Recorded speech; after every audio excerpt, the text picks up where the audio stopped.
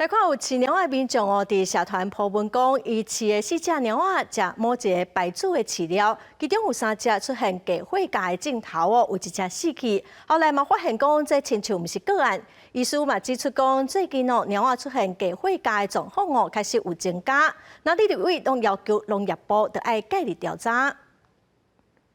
要饲料互猫仔狗仔食是真侪宠物的饲主上频繁的事项，结果有民众伫网络的社团发文讲，有猫仔食某咪品牌的饲料，结果出现低血价的状况，甚至是引起并发症过身。消息出来，才发现讲，这敢若毋是单一个案尔。我觉得我自己最糟糕的一点就是，从 Kiki 死了以后，我们家的猫还是继续在吃那个饲料。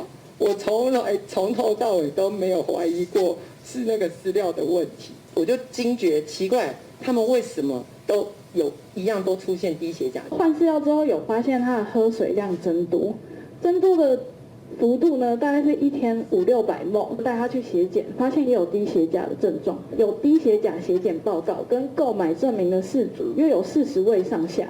厝的猫仔出状况，一寡饲主是质疑讲问题就出伫饲料。红点名的厂商嘛发声明，展出黄壳毒素无检出的报告，嘛当地送验其他的项目。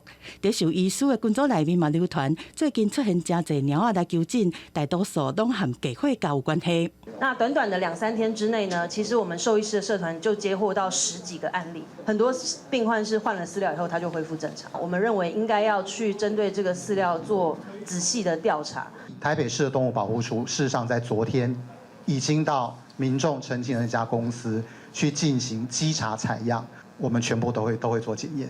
那如果说有违反规定的话，前面有说过就是罚款，那要求厂商就是下架回收。那立委拢召开记者会，呼吁农业部来介入，用上紧的速度来检测有疑虑的宠物饲料，而且主动收集案例。那调查发现问题，嘛必须要随公告厂牌的名称配合，较紧来落实。记者综合报道。